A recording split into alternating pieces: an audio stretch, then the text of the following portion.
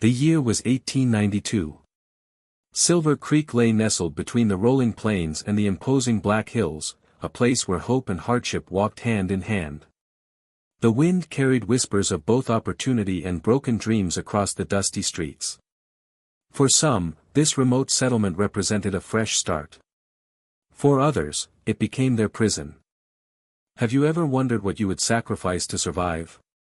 How far you would go to protect yourself when betrayed by those meant to shield you? What would you do if your own father traded you away like cattle?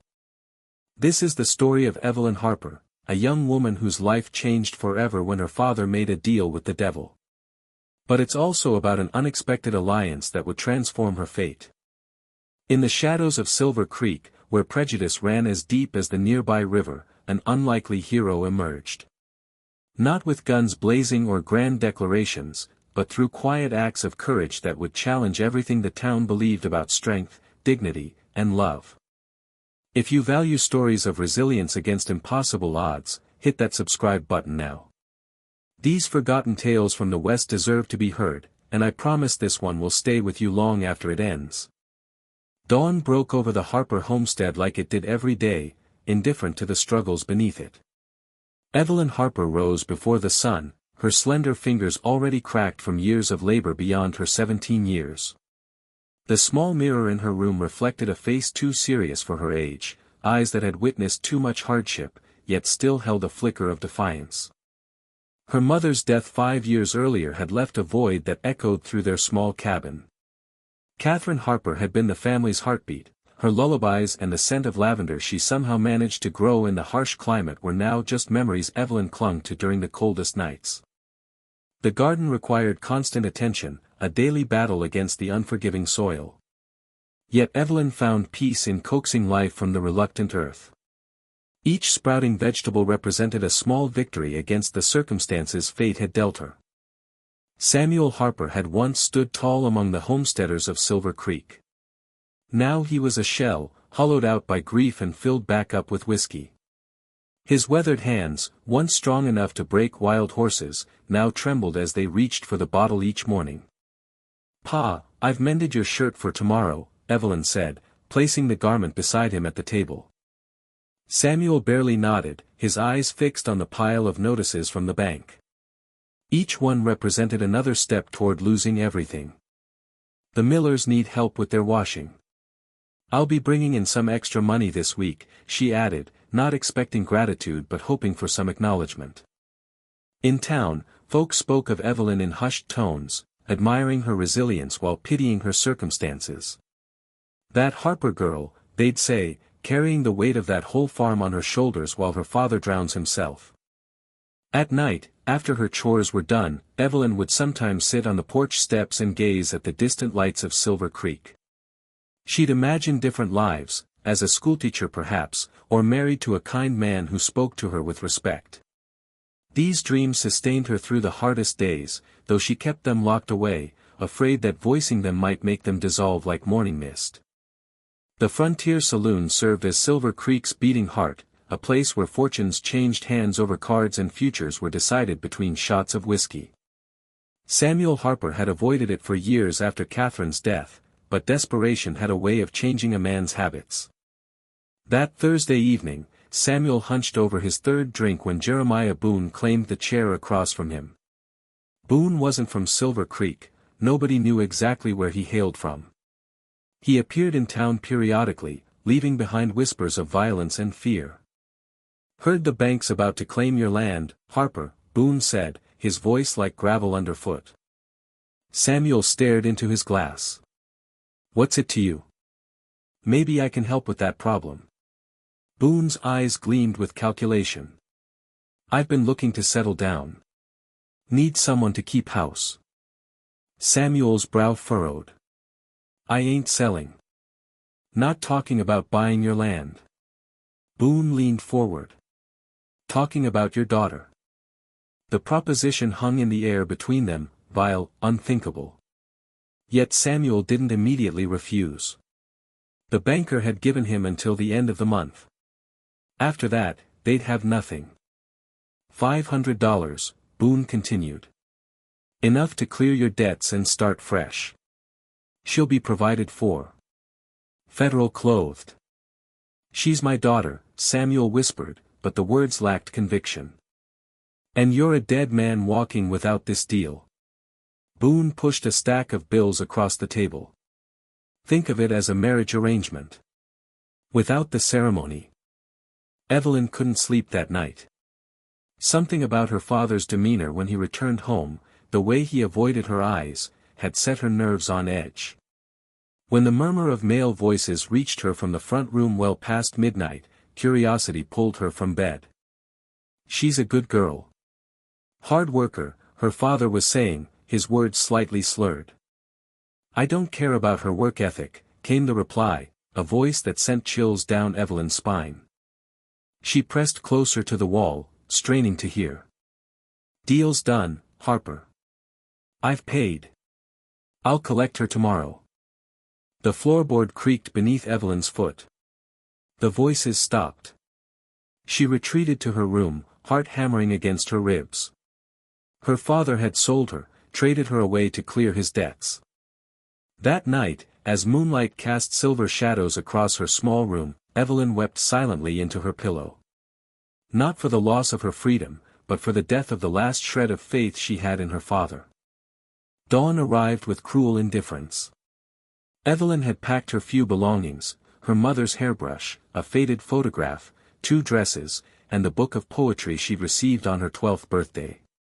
Everything that defined her life fit into a bundle no bigger than a loaf of bread. Boone arrived as promised, his wagon kicking up dust that hung in the air like judgment. He didn't greet her, merely nodded toward the wagon bed. Time to go, girl. Samuel Harper stood in the doorway, shoulders slumped, eyes fixed on the ground. Pa, Evelyn said, her voice steady despite the storm inside her. Look at me. He couldn't. Or wouldn't. Remember this moment, she continued, each word deliberate. Remember what you've done. She climbed onto the wagon without assistance, her back straight, chin lifted. She wouldn't give either man the satisfaction of seeing her break.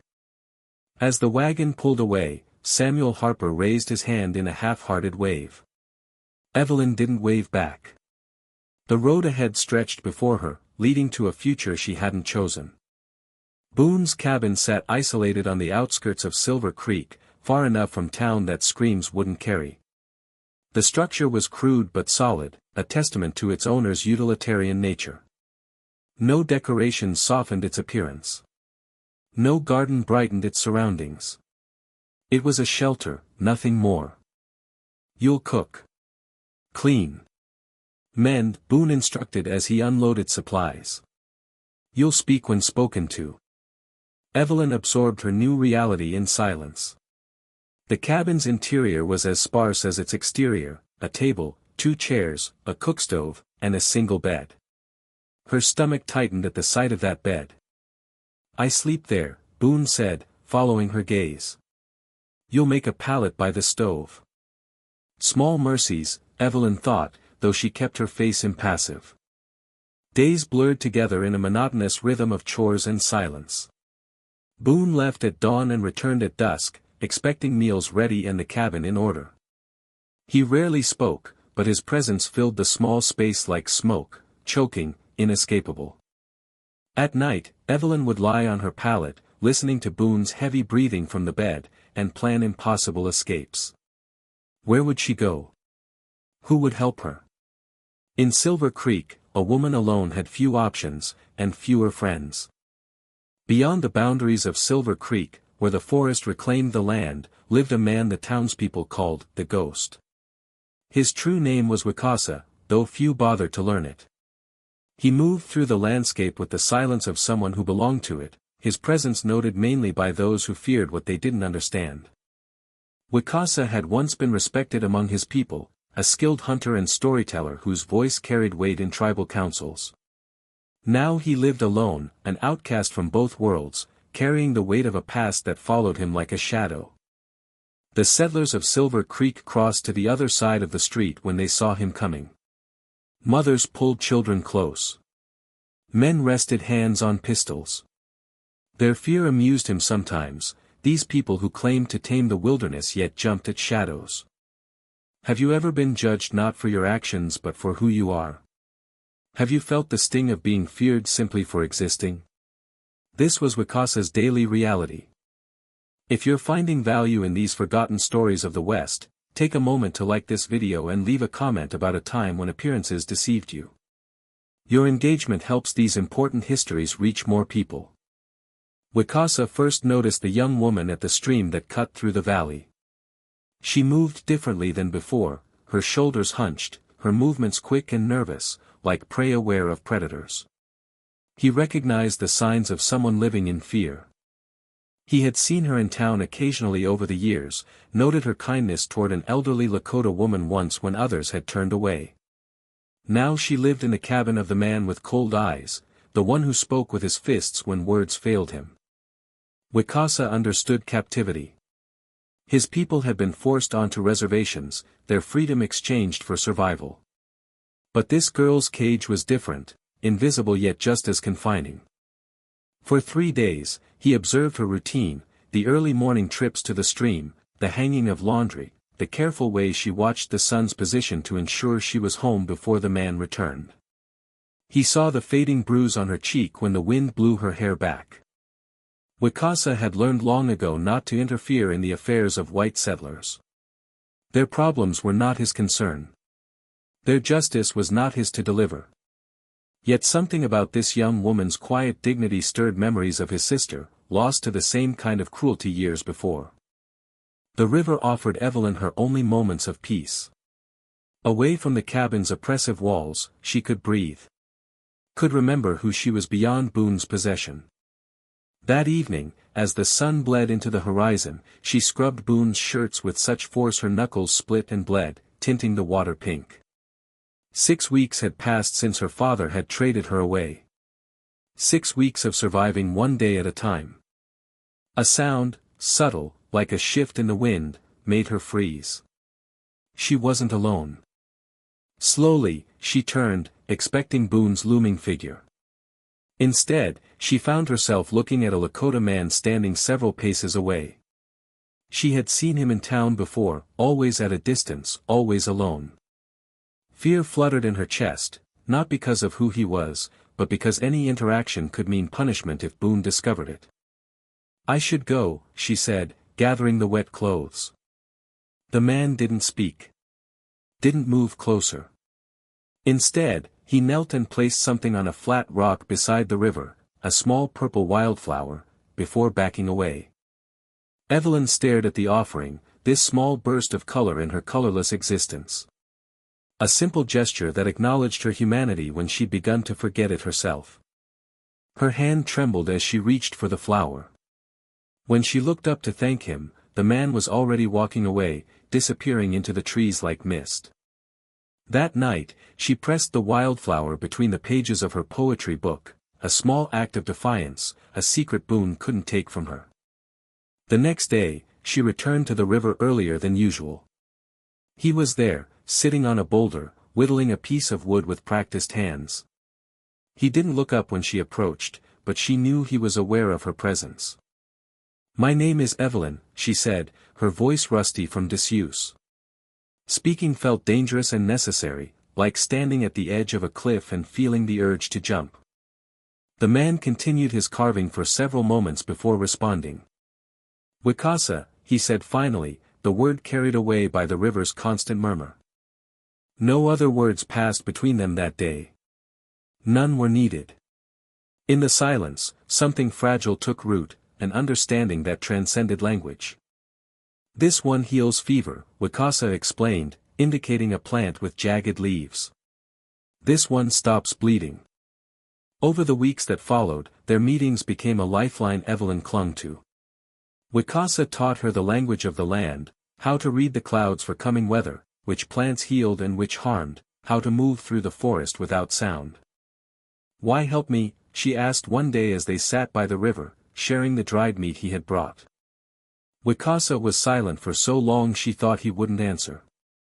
"I had a sister," he said finally. "She was taken. No one helped her." The simple explanation contained volumes of pain. Evelyn understood that his teachings weren't just about plants and weather, they were about survival. About reclaiming power in small, crucial ways. "Tell me about your people," she said. "Your real life." Before. As twilight gathered around them, Wicasa shared stories of his childhood, of great hunts and ceremonies, of his grandmother's wisdom and his father's courage. He spoke of being cast out after a conflict with American soldiers left several dead, a tragedy for which he was blamed, though the truth was more complex. "My people believe everything has spirit," he explained. "The trees, the stones, the animals. All connected." Evelyn absorbed his words like parched earth takes rain. In return, she shared memories of her mother, the songs she sang, the stories she told, the dreams she had for her daughter. "She wanted me to become a teacher," Evelyn said, smiling at the memory. "She taught me to read when I was 4. These exchanges became their ritual, stories shared like gifts, building a bridge between their different worlds. If you're enjoying this journey of unlikely friendship and courage, make sure to hit that like button and share this video with someone who appreciates stories of human connection that transcend boundaries. Meanwhile, Boone grew increasingly suspicious of Evelyn's absences. Though she was always back before his return, something had changed in her demeanor. The fear remained, but beneath it was something new, a quiet resolve that hadn't been there before. "Where do you go?" he demanded one evening, blocking her path to the kitchen. "Nowhere," she replied, eyes downcast. "Just washing by the river." His hand shot out, gripping her chin, forcing her to look at him. "Don't lie to me, girl. I own you. Remember that." The words were meant to crush her spirit. Once, they might have. Now, they strengthened her resolve to find a way out. The storm arrived without warning, a wall of black clouds that swallowed the horizon, bringing with it wind strong enough to tear shutters from hinges and uproot young trees. Silver Creek battened down, its residents huddling in homes and cellars as thunder shook the earth. At Boone's cabin, Evelyn worked frantically to secure what she could. The garden she had painstakingly cultivated over the summer was being destroyed before her eyes, corn flattened, beans uprooted, the promise of food for the winter washing away in the torrential rain. When Boone returned, drenched and furious, the smell of whiskey preceded him. His crops, his main source of income, lay ruined in the fields. His future, like Evelyn's garden, had been washed away in a single night. "This is your fault," he slurred, advancing on her as lightning illuminated the cabin in harsh white flashes. "You brought this bad luck." Evelyn backed away, knowing what was coming. She had endured his rage before, the bruises had faded, but the memory remained sharp. "The storm isn't my doing," she said, her voice steadier than she felt. "Don't talk back to me." Boone roared, knocking over a chair as he lunged toward her. Something shifted in Evelyn in that moment, a realization that she would rather die standing than live on her knees. Months of lessons with Wicasa had taught her more than just which plants could heal, they had reminded her of her own worth. "I am not yours," she said, each word clear and deliberate. "I never was." Boone's face contorted with rage. His hand raised, ready to strike. The door burst open, wind and rain sweeping into the cabin like judgment. In the doorway stood Wicasa, water streaming from his hair and clothes, his presence filling the small space. No words were exchanged. None were needed. The three figures formed a tableau frozen in time, Boone with his hand still raised, Evelyn with her chin lifted in defiance, and Wicasa, silent and unwavering in the doorway.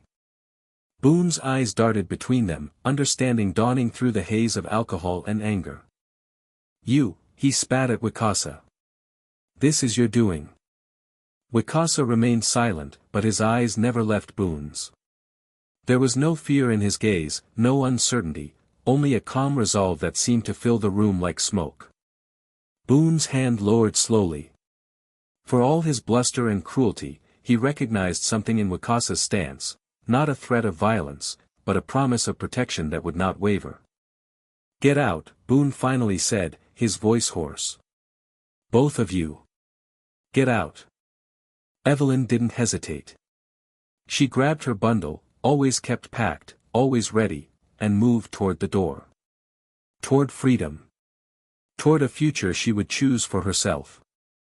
Morning broke over a transformed landscape. The storm had rewritten the contours of Silver Creek, leaving destruction and renewal in equal measure. Trees that had stood for generations now lay uprooted. Streams had changed course. Nature had reminded humans of their place in the order of things. Evelyn and Wicasa walked in silence as the first rays of sunlight painted the eastern sky. Each step took her further from captivity, though the journey ahead remained uncertain. "Where will you go?" Wicasa asked, the first words either had spoken since leaving Boone's cabin. Evelyn considered the question. She had no home to return to, no family waiting with open arms. The thought of facing her father again filled her with a cold anger she wasn't ready to confront. "I don't know," she admitted. "Away from here." Wicasa nodded, understanding the need to leave pain behind.